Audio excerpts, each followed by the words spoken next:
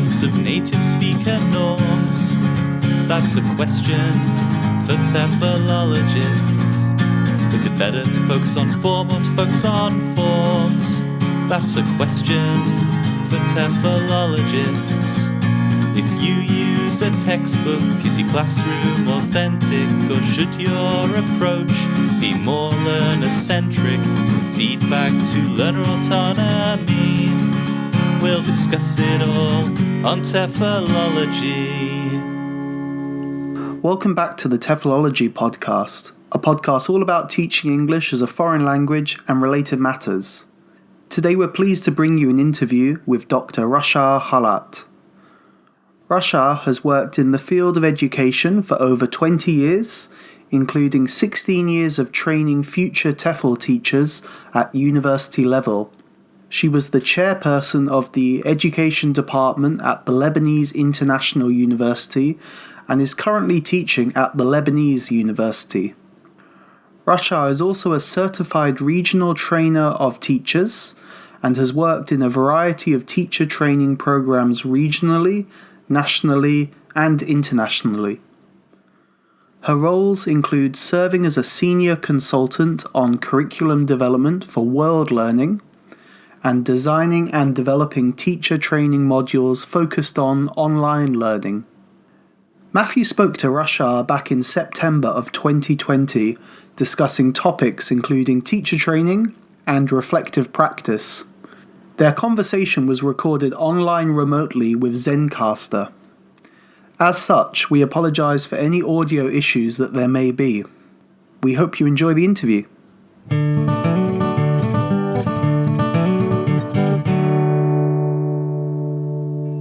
Okay, so Racha, thank you very much once again for talking to us today. I want to thank you again for inviting me, and it's my pleasure to be part of your podcast, really. So to start with, could you give us just a brief history of your career as both a language teacher and as a teacher trainer? Okay, that career started like more than 25 years ago. I majored in English to begin with. And as soon as I finished my BA degree, I started teaching. My first experience was K3, K4. And at the same time, when I first started teaching, I was doing my teaching diploma in TEFL. And then I went to the States to pursue my master's degree in teaching English as second language. That's really where I explored like how wonderful teaching can be. And I came back to Lebanon, and that's where I started building my career, like for around 10 years before I decided to pursue my PhD, also in applied linguistics. At the same time as I was working on the academic side of like my career, I also was working on the practical side. So I joined a lot of international training programs, like Shaping the Way We Teach English. And one of the major turning points in my life was being part of the PCELT training program, which is a project that was actually the result of a partnership between MEDs and Word Learning. Both of them worked on developing this program, and I started as a trainer-to-be for 2 years, and then I became a trainer, and just this last February, I became a regional trainer in the MENA region, the first from this part of the world. Usually we had international trainers coming over, so now I'm the first licensed trainer, master trainer in the region. So that's like my background in brief. I see, great. I'm not so familiar with the PCELT. Could you explain a little bit more about it? It stands actually for the Professional Certificate in English Language Teaching, which is an intensive 120-hour program for teaching like teachers how to teach English in the best way possible. It's a quick program that highlights really the communicative language teaching approach. And part of it is also building the reflective skill of the teachers. So we work a lot on teaching the teaching skills, language teaching skills, all the aspects of language, more maybe the oral at first and then the written ones. And also it's like always coupled with reflection. So teaching along with reflection. And it started, I think, in the region 2012. It's a TESOL certificate, but it's more like custom made for the MENA region in a way. I see. So do you mean the version that you work on is sort of specially catered for the local context? Exactly. Yeah, that's it. I see. With a lot of Are there any? international standards, definitely, but like more tailored to the needs, to the cultural aspects, and so on. I see. That's interesting. Maybe it's a tricky question, but are there any? Could you give any examples of ways in which it is catered to that context? Okay, maybe for example, when we talk about the skills, we focus a lot on the oral skills because many of our students really need a lot of focus on that part of the language. They lack the communicative aspect, so we try to work a lot on those. A cultural, like we have a cultural component where we try to work a lot on maybe becoming more global, more understanding of the world out there rather than just being limited maybe to our limited context in a way. And I think that's maybe a problem for the locals in this region. So it gives it this also cultural orientation maybe in a way. I see. Your transition seems to have been from teaching maybe younger learners at the primary and secondary level and at university, and now training other teachers. Exactly. What are some of the sort of similarities and or differences that you've seen between those different teaching contexts? I think to begin with, teaching is teaching, no matter what age group you're teaching, the basic teaching skills that are required to begin with, you need to have the passion for it. You need to have the patience no matter what age group you're working with. And you need to really have empathy with your learners also, no matter what age group they are in. Of course, as they become older, it becomes maybe easier to check what is clear for them, what's working, what's not working, and you will also build on what they already know and so on. But the basic things, I think they are the same in a way, having empathy, having passion, having the patience. These are requirements. Now, regarding teachers, sometimes when you're working with especially experienced teachers, it's really very hard to maybe sometimes challenge their beliefs, to make them change some of the fossilized, I would say, beliefs that they've been or the practices and the beliefs that they've had for too long. So I think it becomes even more challenging. Some people think it's more challenging to deal with young learners, but I think it gets harder as they get older because they would have developed a lot of beliefs, a lot of ideologies also that you might want to challenge and make them question sometimes even. In talking about challenging beliefs, what are some examples of those beliefs that you might have to challenge? And maybe also, what role does reflective practice potentially play in helping them challenge those beliefs?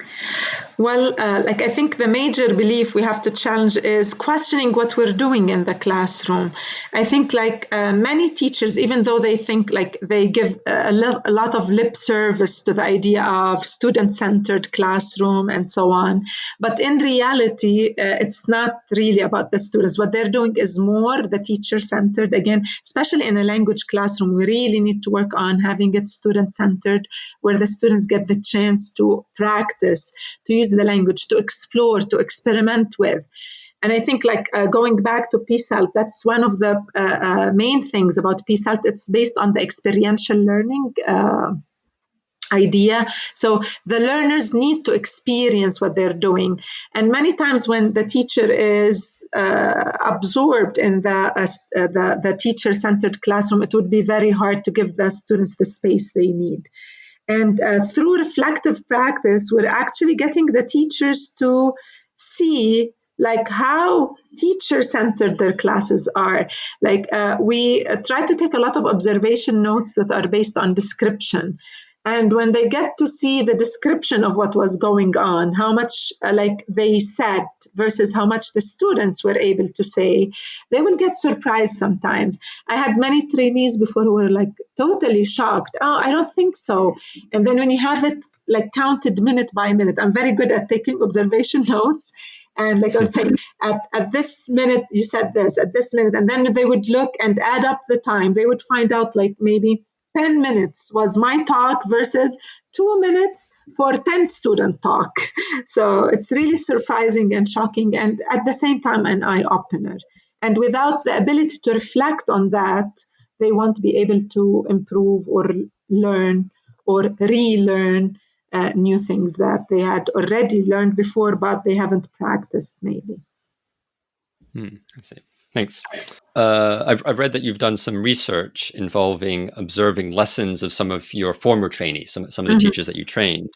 Yeah. What are some of the important things that you learned from these observations?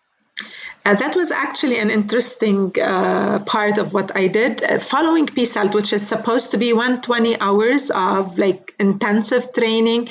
So you assume that by the end of this training, teachers are ready to implement everything on their own and so on. So in one of the courses, I was lucky enough to be close, like distance-wise to the teachers, so I could visit their actual classrooms. And it was really surprising. Like they were ready to maybe transfer what we call the surface level activities. They liked the fun part, maybe the very interactive activities and so on. But it was still hard for some, at least I would say for some of the teachers. Like I worked with 6 following the intensive training out of 12. And I worked with 6 for like it was 2 only who were ready to continue this reflective practice. So that was something I really thought about a lot. And I think we need to follow a lot, like most of the training projects or programs or whatever, with some coaching. Because it is very hard to transfer all of this new learning to your real context, to the context where you used to do things differently. So I think that's what I found out. And it's one of the recommendations I think I always try to talk about, that any training, no matter how long, even though research says that, okay, any training that's more than 50 hours has more chances for success. But I think like based on what I observed and many other trainers that I talked to, that any good training needs to be followed by some good coaching. And recently I've been doing some training online, and I try to coach the teachers even like in their online classes. So I feel like they would get more support, more guidance, more like maybe reminders of what they need to be doing in a way. What you're talking about is sort of ongoing professional development, that even when the training is over, any teacher, no matter where they are in their career, needs to always think about how they can improve or what they can do to become a better teacher. Sure. Maybe talking about professional development. Unfortunately, like in our context, and I've visited like around 7 to 8 countries, mostly in the region. But I notice most of the professional development that happens is very quick, very like short term. And usually teachers like go for this workshop, they wrap it up, and they go back to what they used to do, like doing things the same old way. So I think like we need to really focus a lot on professional development, what it really is, what it needs to be, and how we can get it to be really like true professional development in a way. Do you have any suggestions for teachers out there who, maybe they have completed their initial teacher training or some kind of sort of secondary teacher training, and don't have a lot of time, maybe, obviously teachers are very busy, but do you have any suggestions for things that teachers can do to maintain some sort of professional development? I think like one great thing we can work on is having like those communities of practice, maybe within your inner circle. Try to build those small communities of practice where you get to share what you're doing, you get to reflect together on what you're doing. It can start with 2 or 3 colleagues, because I think without us talking about it, without us reflecting on what we're doing or encouraging each other or having this support system, it will be hard. So I believe that those small communities of practice are magical if we know how to use them and how to work on them, and like build a body up like with people who have this maybe passion itself, or this need for guidance sometimes, and this mentorship. So I think that can really help a lot in our small communities where you maybe don't have the chance to always go outside or go for new professional development. So let it start from within, in a way. You mentioned before about the passion that you have as a teacher and how you feel that's sort of very necessary, both as a teacher and to train other teachers. What do you do when you come across a trainee who maybe you think doesn't have that passion, or maybe the motivation isn't quite as strong as you would like or expect to see in a teacher? Well, I think like in teaching, in any career, you need passion, but in teaching more than any other career, because it's tough. We know the challenges, we know like how demanding the job is and so on. So without this passion, you cannot survive. And I've met many teachers who had that passion originally, but they got fossilized in the system and the demands of the system and so on. So you need some kind of like rekindle that fire in them in a way, make them see the pleasure of teaching again, make them witness it again. And once you focus their attention on like the results or the outcomes of their teaching, and that's part of what we do in training when we have them teach students and we ask them to focus on the learning of the students. Once you get to focus on the learning of the students and you can see the transformation, the positive transformation that you're like causing in a way, that's by itself is motivating enough. And I think another motivator is continuously seek new learning. I think like really many teachers have lost this passion because they got stuck in one place.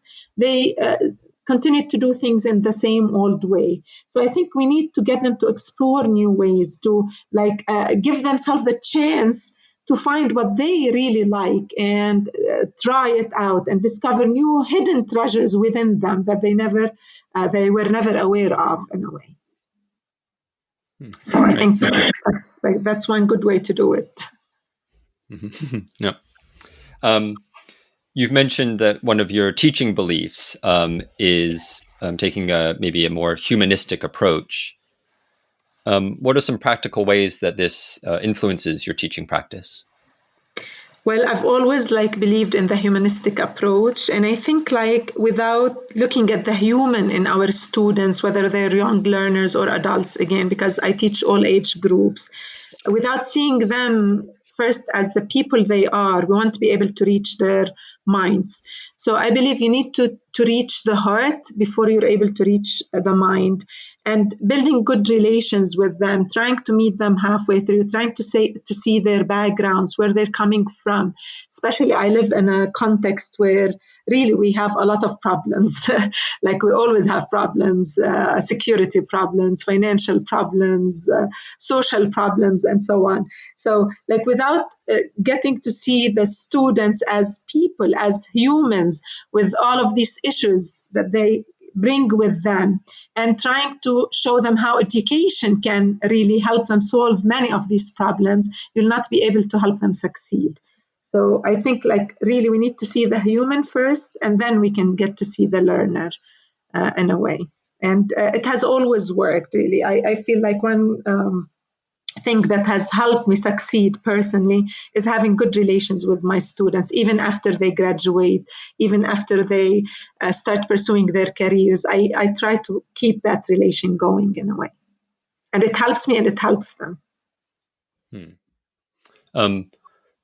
What are some ways that, I don't know, maybe you integrate this focus on the students as people into, for example, classroom activities?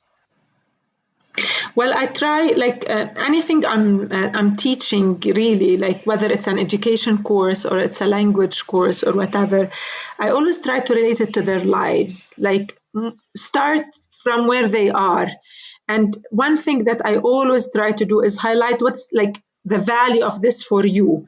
If I don't do that, I'm not convinced of the value of it myself. I won't be doing it. If I don't see like the value of what I'm doing for my learners, I won't be doing it in the first place. And this is something that requires knowing who your students are. And once students feel like what I'm doing is basically tailored towards their needs, it's like designed to meet their needs, they start appreciating it. And I think that becomes like a good starting point. And many times we get to negotiate what we're doing, whether it makes sense for them, whether they would like to be doing it differently. Sometimes like being patient, not putting a lot of pressure. If you can't do it today, maybe you can do it tomorrow. Like, I think the pressure of time, sometimes it's a killer for many students. That does not mean you shouldn't have like deadlines or whatever. But I feel with my university students who are mostly pursuing their studies and who have a career, and sometimes they even have a family. I've taught a lot of refugees before. So being patient, understanding, trying to like have empathy with them helps a lot. And at the end of the day, they feel like because you were that supportive, they want to really not to meet your expectations, not to disappoint you in a way. So I think it helps. A lot of what you're talking about sounds like something that teachers around the world are maybe only just starting to appreciate with the switch to online teaching. In terms of stronger recognition of the struggles that some of their students have. Yeah. Presumably, a lot of your instruction and teacher training has shifted to online instruction. Has that been a big disruption for you, or is it just a more technical thing? I think it's both. It started as technical, but as I think most of us around the world are learning still about online teaching. But I think like it becomes more of a need here, like this humanistic approach. It's more of a need online than in the actual classroom. You have the physical barrier. Sometimes you have like this distance, physical distance, doesn't allow you to really read maybe the nonverbal cues on the students' faces. So it becomes more of a must here to give some time, give some attention to this social aspect before the teaching aspect. So I think like one thing I tried to do, and I attended a lot of webinars and they always talked about this, and I felt it's really needed. Like spend some time online to talk to the learners, check how they are, check their well-being, talk about their social aspects, this change, how it has affected them before you go to the academics. And that was a priority at the beginning of this shift. Many students were really affected, even adults. Like I heard it many times from many of my learners at the university. They're preparing to be teachers. And more of them, like they kept saying, I don't like this online thing. I'm not happy with this online thing. And they were like, because of the lockdown, the lack of interaction, they needed this kind of social support first. So it became more urgent. And I think that's what many teachers needed to be aware of. I know many of my colleagues were still like worried about the curriculum. Are we going to finish and so on? So we need to be selective in terms of the curriculum now. I think like that's what we're doing. We're trying to focus more on the well-being of the learners, the emotional well-being. And of course, we're looking at the most essential issues, the big questions, the main concepts. And that's what we're focusing on now. That's in terms of teaching. In terms of training, I think like also it needs some change in the way you view training. Face-to-face training is always more dynamic. I still prefer it, but I think like it can be done online. But you also need to change how you do things. You need to work a lot on the combination between the synchronous, asynchronous, building autonomy among your trainees in a way, showing them the way and let them explore it and then come back to you talking about it and so on. So I think we're getting more maybe now I think we're getting more aware of what it looks like. We're trying to find the answers. We are still not 100% sure, but I think we need to explore it further because it's becoming part of our life. I don't think we're going to go back to things as they used to be 100%. So we need to still look for answers. You've also mentioned the teaching of critical thinking skills, and particularly maybe within the context of working in Lebanon. What do you think, or in what way do you think that critical thinking skills are important for teachers and maybe students to develop? Yeah, I think I've always believed in the need for critical thinking. And as I told you, my PhD is in critical discourse analysis. And I focused a lot on analyzing the discourse of media critically. I believe that we're bombarded with input, knowledge, ideas from everywhere. And if we're not critical, we'll not be able to really know what's right, what's wrong, what works for us, what doesn't work, and how they're trying to shape our ideology one way or another. So I think if you are a critical thinker, you are able to question things, not accept them at face value. And in our part of the world, as I told you, we have a lot of political, social issues. And part of it is this conflict between different ideologies and not being able to analyze the other ideology to see what it has and so on.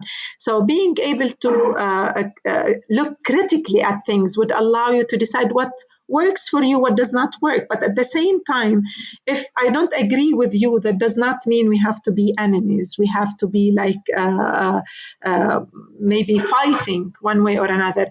And that's also related to the idea of maybe having this global citizenship. So if we're not critical, we'll not be able to accept others. And I think that's one of the main objectives behind being a critical thinker, to always meet the other halfway through, to always see what works for you, what doesn't work, to question things before you accept them. And if you don't accept them, again, you don't need to have a problem with them, at least in a way. So I think that's why it's needed not only for us here, maybe more for us, but for all citizens, especially with the flow of information. We need to really know how to look at it and how to decide what's right, what's not right, what's true, what's not true, and so on. You mentioned already maybe some of the issues of that obviously teachers, students, but everybody in society, maybe in Lebanon, has to deal with. But what do you think are maybe some of the defining aspects of language education in Lebanon? And maybe starting with something which I know basically nothing about, which is maybe a bit of the history of English language teaching in Lebanon. Actually, in Lebanon, we love languages, and everybody is always boasting around about speaking more than one language.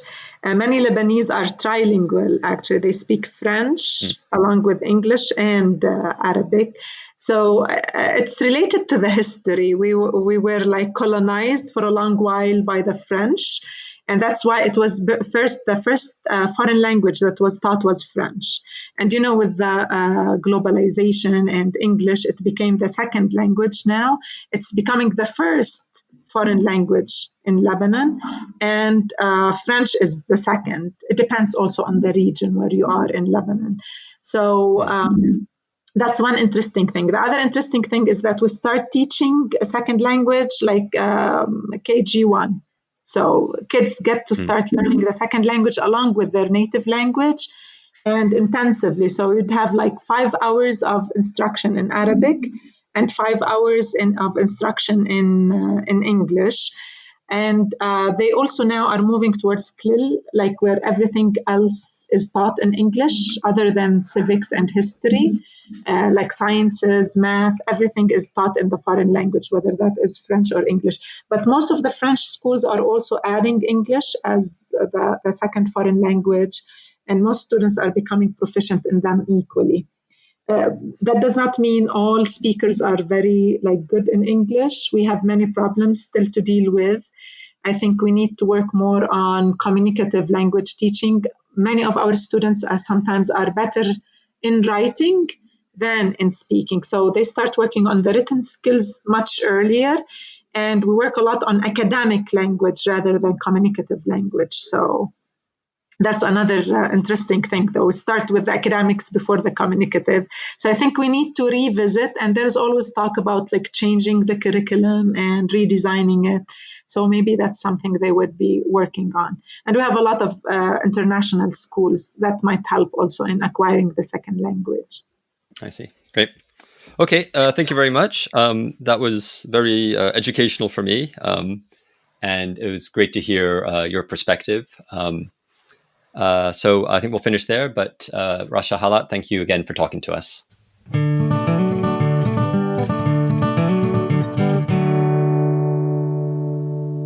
So thank you very much for listening to this interview. We hope you enjoyed it. And we'd also like to say a big thank you to Dr. Rasha Halat for taking part.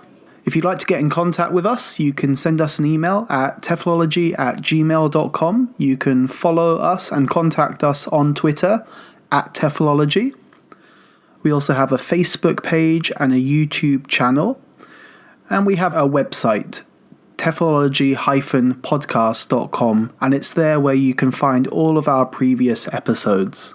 We also encourage you to subscribe on the podcast app that you use and rate, review, and share our show if possible. So we'll be returning again soon with a regular episode featuring a discussion between the three of us and some interviews with various researchers and scholars. So thank you for your continued support, and we'll be back with you again soon.